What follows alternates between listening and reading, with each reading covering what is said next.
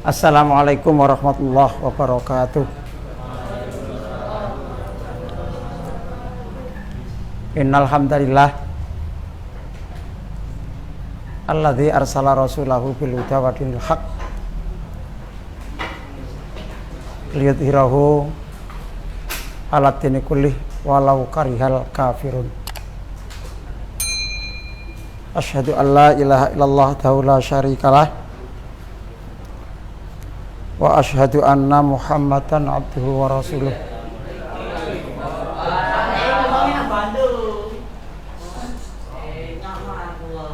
Allahumma shalli wa sallim ala Muhammad wa ala alihi wa ashabihi ajma'in. Amma ba'd.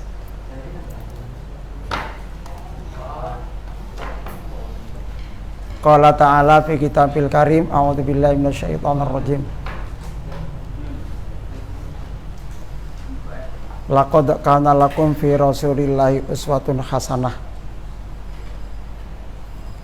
liman kana yarjullaha wal yawmal akhir wa dzakarallaha katsiran. Nonton sekalian yang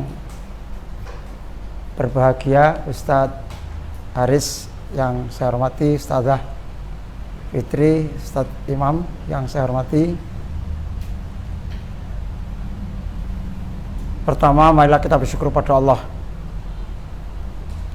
atas limpahan rahmat nikmat yang dikaruniakan kepada kita sekalian, sehingga pada hari ini Rabu 20 Oktober 2021 yang bertepatan dengan 13 Rabiul Awal 1443 Hijriah, kita bisa bertemu kembali dalam kajian kita rutin mata pelajaran atau temanya Al-Islam dan Kemuhammadiyaan, yang dalam hal ini saya masih melanjutkan masalah akhlak. Akhlak yang lalu saya singgung satu adalah apa kemarin? Tamak ya? Tamak sudah. Ini nanti terkait dengan masalah hasud. Hasud. Tapi sebelum saya menyampaikan masalah hasud, marilah kita bersyukur pada Allah atas limpahan rahmat nikmat yang diberikan kepada kita semua, dan selalu bersolawat kepada Rasulullah Sallallahu Alaihi Wasallam. Allahumma sholli alaihi. Untuk itu, untuk mengawali, kita biasakan, mari kita murotal bersama, murojaah Al-Fatihah. Yang lalu itu An-Nas, Al-Falaq, Al-Ikhlas. Sekarang kita tingkatkan Al-Lahab, Al-Fatihah dan Al-Lahab aja. Ya, bersama-sama sekalian, biar yang masih iyyaka na'budu wa iyyaka nasta'in itu hilang. Ihdinas siratal mustaqim, ihdinas siratal mustaqim hilang. Ya. Karena itu nanti saat membaca sementara yang bermasker dibuka supaya Pak Akhwan tahu gerakan mulutnya benar tidaknya. Nanti pakai lagi. Kita awali dengan baca ta'awudz. Abata.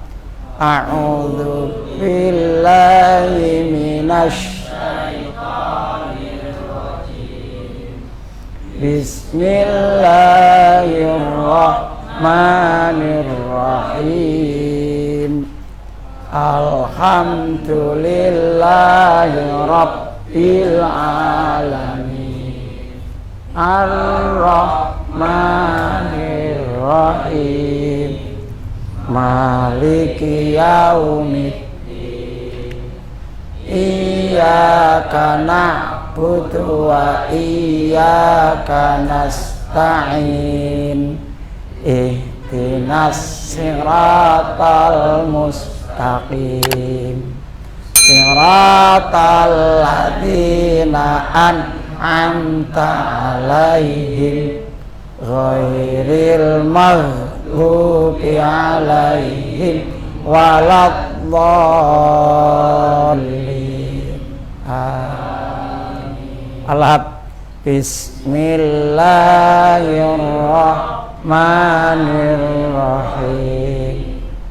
Tabbat yada abi lahabin wa tab ma aghna anhu maluhu wa ma kasab sayasla naran dzatal lahab wa imra'atuhu hammalatal hatab fi jidha hablum min masad.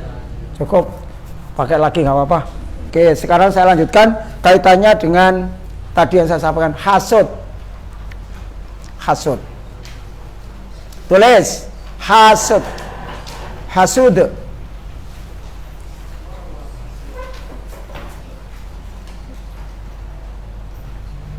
Yes. Hasud itu artinya dengki. Hasud itu artinya dengki.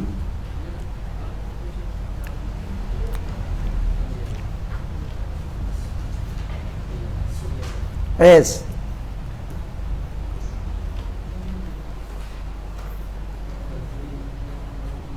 Kalau dengki berarti itu contoh akhlak baik apa akhlak jelek? Akhlakul karimah apa akhlakul mahmudah? Lo mahmudah salah. Wong akhlakul karimah mbek mahmudah iku padha apike kok. Karimah itu mulia, mahmudah itu terpuji. Berarti akhlakul mahmudah apa akhlakul mazmumah?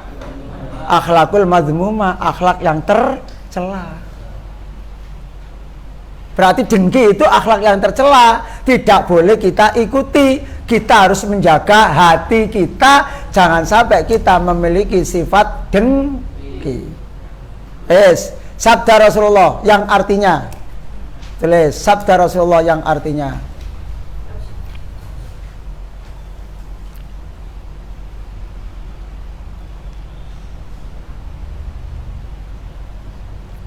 jauhilah diri kamu dari sifat dengki. Jauhilah diri kamu dari sifat dengki.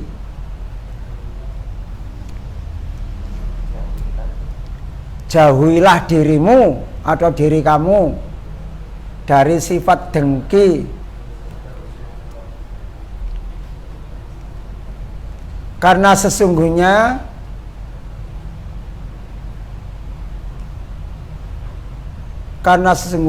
dengki itu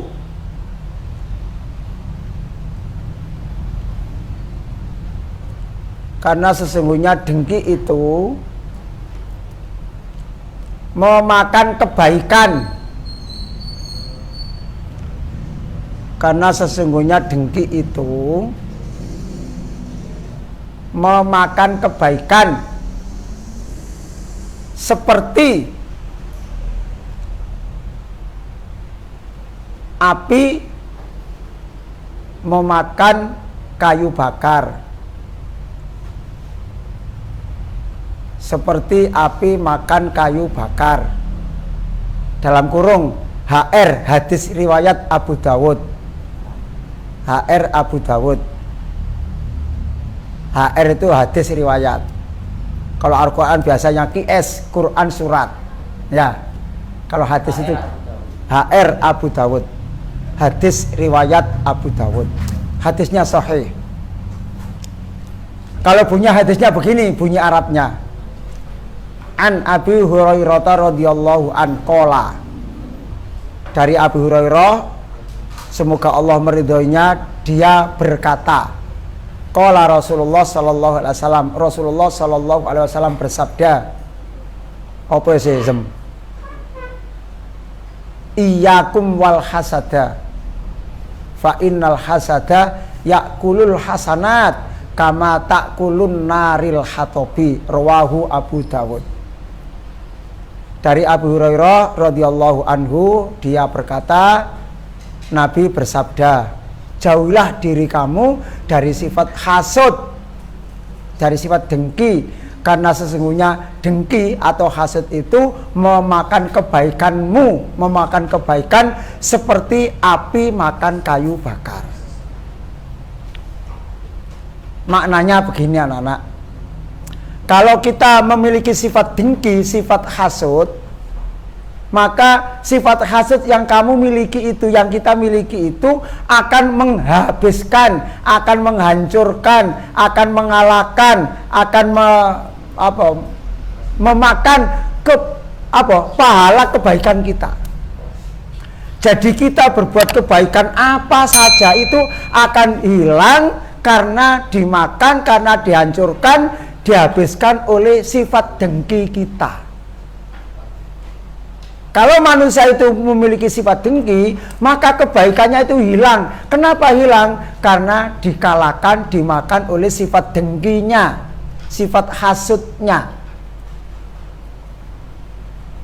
Berarti kan rugi kita. Sampai ke sana Rasulullah SAW menyampaikan, iyyakum wal hasada. Jauhilah diri kamu dari sifat hasud, dari sifat dengki. Fa innal hasada yakulul hasanat, karena sesungguhnya sifat dengki itu yakulul hasanat, memakan kebaikan-kebaikan kamu, kama takulun naril hatobi, seperti api makan kayu bakar. Kayu bakar yang sudah kering terbakar dimakan oleh api. Bagaimana kayu bakarnya masih habis, hilang, habis atau masih ada? Hilang, jadi hangus, jadi abu, jadi arang. Arang itu berarti masih ada sisa. Arang itu masih ada sisa. Tapi kalau sudah terbakar full, walaupun itu kayu, akan jadi habis, jadi abu. Itu maknanya.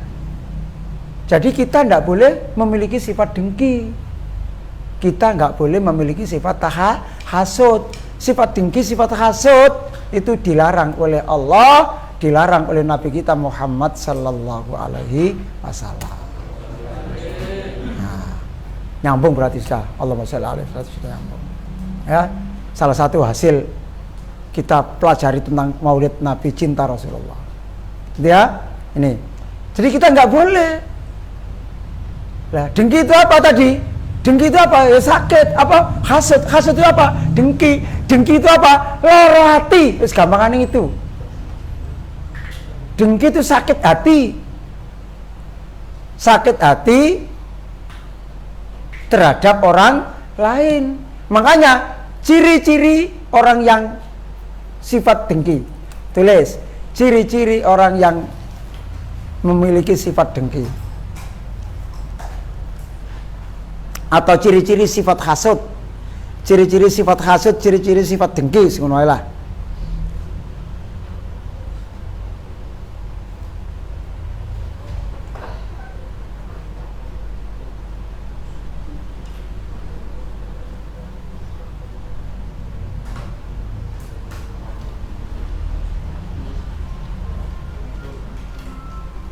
Dah?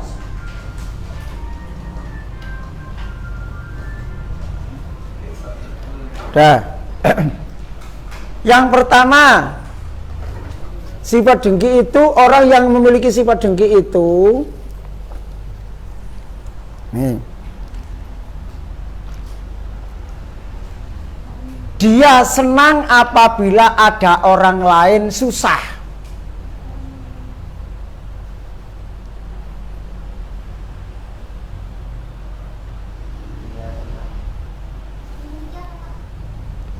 Dia senang apabila melihat orang lain susah.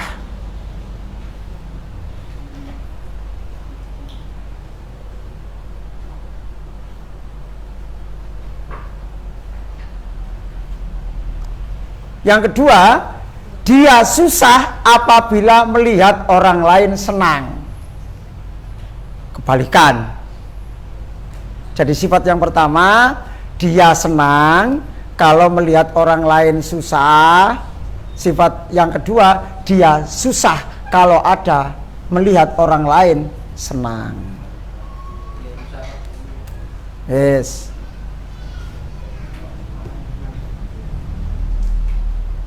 Yang pertama, dia senang kalau ada orang lain susah. Itu tandanya orang itu punya sifat dengki, sifat hasud. Ini ono kancane susah, ini ono kancane dapat malapetaka, ini ono kancane dapat bahaya, ini ono kancane mengalami kecelakaan atau apa, dia senang. Kapok, syukur.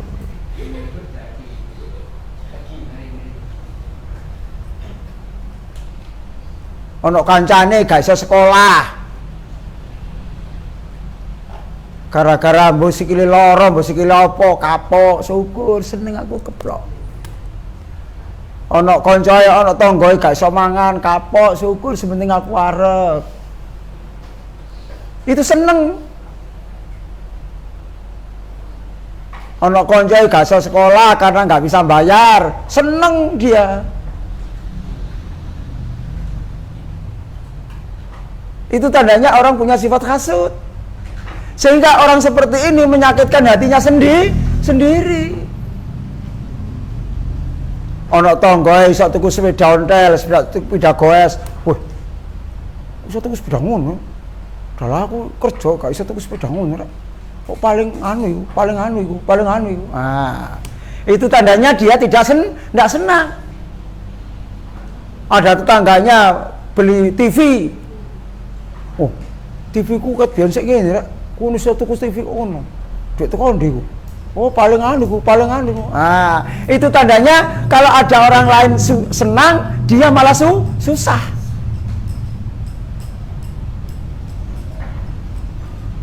Ini susah.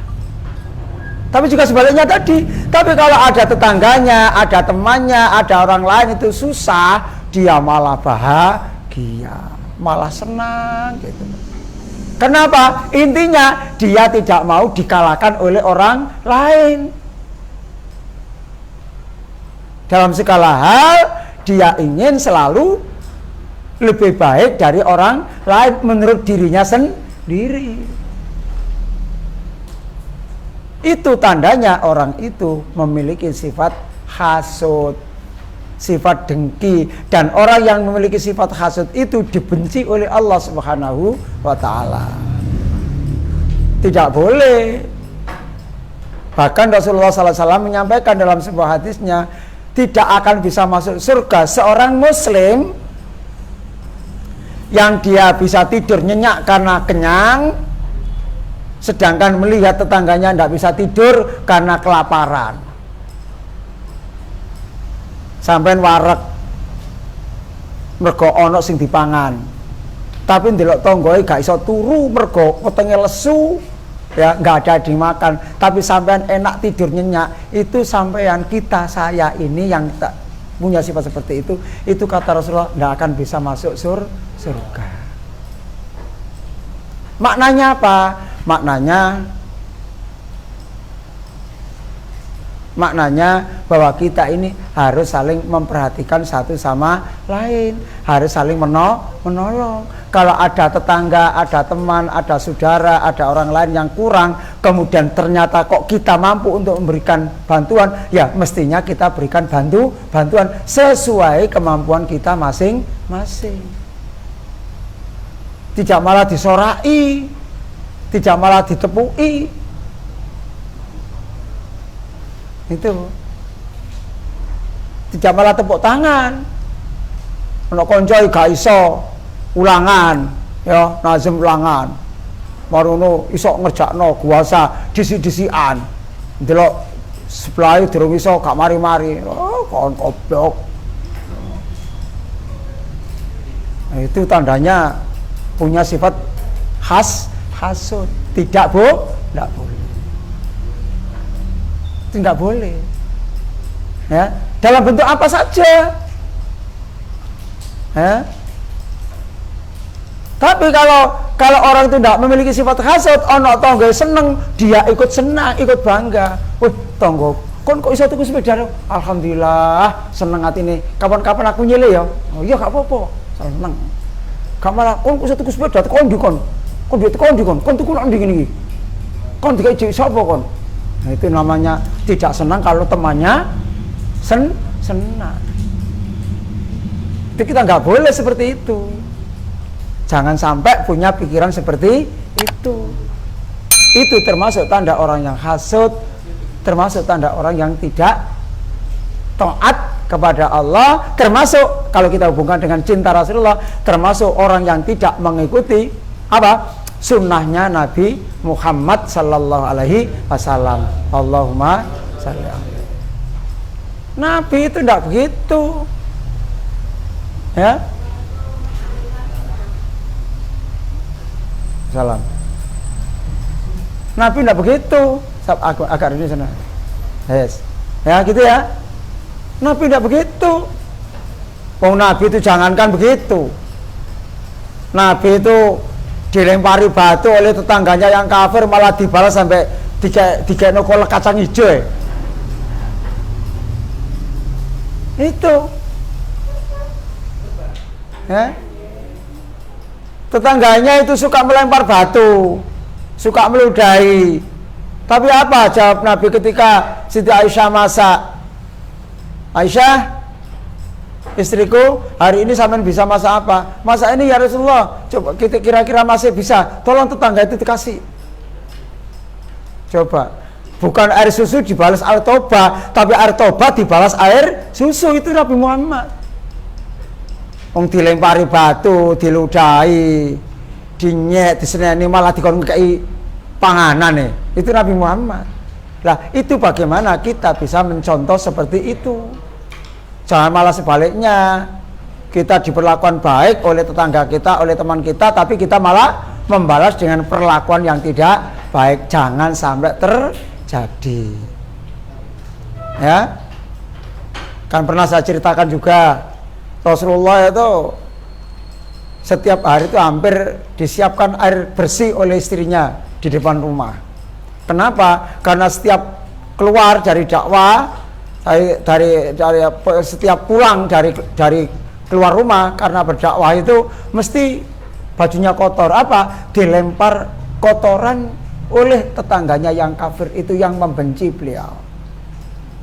Dilempar apa? Ya kadang teleke unta, kadang-kadang air kencing unta yang tidak hanya sekedar air kencing, tapi air kencing yang sudah direndam sekian minggu. Itu satu hari Rasulullah SAW menyampaikan pada Aisyah, ya Aisyah, air bersihmu tidak saya pakai. Loh, kenapa ya Rasulullah? Ya, karena orang yang biasa melempar kotoran saya itu, hari ini saya tidak dilempar. Oh iya, kenapa? Makanya kok nggak melempar saya? Kenapa ini? Tolong diselidiki.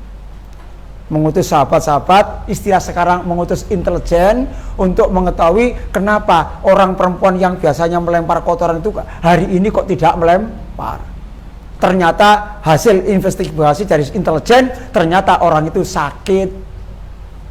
Karena tahu sakit, maka Rasulullah mengajak istrinya untuk apa? Untuk besuk lebih dulu, untuk jenguk, untuk nyambangi, disambangi. Begitu sambangi di rumah, loh kamu Muhammad, belum ngomong Rasulullah sih gak yakin dia kafir. Kamu Muhammad, iya. Ada apa Muhammad? Iya, sampean kok hari ini kok dungaren, tidak melempar saya kotoran, ada apa? Oh iya Muhammad, saya sakit. Coba. Oh sakit, iya. Oh karena sampean sakit, nyuruh istrinya. Karena kebetulan rumahnya tidak jauh. Coba sampean ambilkan madu dan ambilkan air hangat dari rumah. Kayak madu, kayak air hangat, dikasih obat lah gampangnya. Setelah itu kok dia seger bugar. Tanya si perempuan yang sudah setengah tua ini, Muhammad, kenapa kamu kok justru yang saya benci kok yang nyambangi saya ketika saya sakit lebih awal, sedangkan orang yang memberikan, yang membiayai hidup saya untuk membenci kamu Muhammad, itu sampai sekarang kok belum datang untuk menjenguk saya. Siapa itu? Ternyata Abu Jahal, Abu Lahab, yang membiayai hidupnya si perempuan setengah tua ini untuk biaya sekaligus amunisi supaya membenci Nabi Muhammad, supaya bisa melempar semua macam-macam itu. Ternyata belum datang. Ya enggak apa-apa. Kalau begitu Muhammad, hari ini pula saya akan baca syahadat. Saya akan ikut kamu baca 2 kalimat syahadat masuk Islam. Itu Nabi Muhammad. Kita mestinya harus bisa seperti itu. Minimal gak umek, ya, minimal gak umek. Nek dijawil kancane balas jawil iku jenenge gak membalas budi. Jawil kancane jawil, balas jawil. Oh, lah gak mari-mari lho. Malah motoe gak delok Pak Akhwan delok kono. Oh. Ayo. Makanya kon gak apal-apal, Allah mabait. Ya, oke. Ya, itu. Jadi minimal nek sampean dilokno wong, kalau sampean cinta Rasulullah, ojo bales ngilokno. Nek sampean bales ngilokno berarti sampean tidak mengikuti sunnah Rasulullah. Kalau memberikan pengertian, Pak, boleh. Memberikan pengertian itu tidak berarti nek dilokno bales ngilokno, enggak.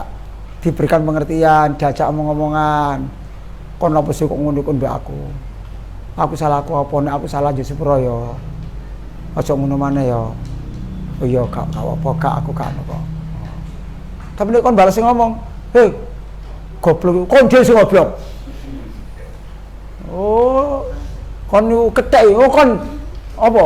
Serigala kon. Iku jenenge nek dilokno malah balas ngilokno. Tapi nek kon, "Hei, kethek." Ya apa nek kon tak lokno kethek? Iya nek aku silokno. Cek koncone bales kon, oh goblok kon. Ya Pak ndak, bagaimana? Kon seta, aku iku pancen raiku koyo kedek ta. Kok kon ngelokno aku kedek iku. Ngono. Ya. Gak sakjane. Lha apa ngelokno kedek?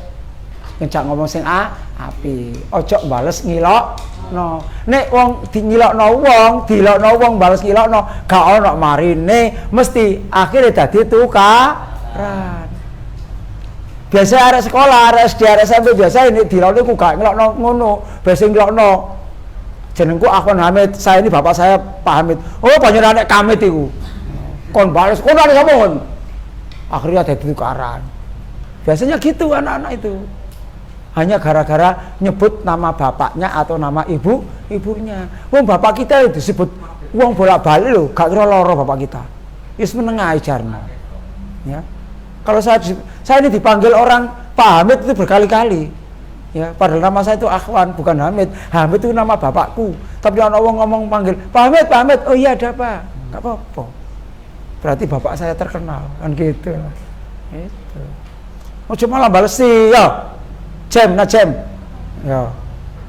Pokoknya dilokno wong ojo bales ngilok. No, itu tandanya kita punya hati yang baik, tidak memiliki akhlak yang jahat.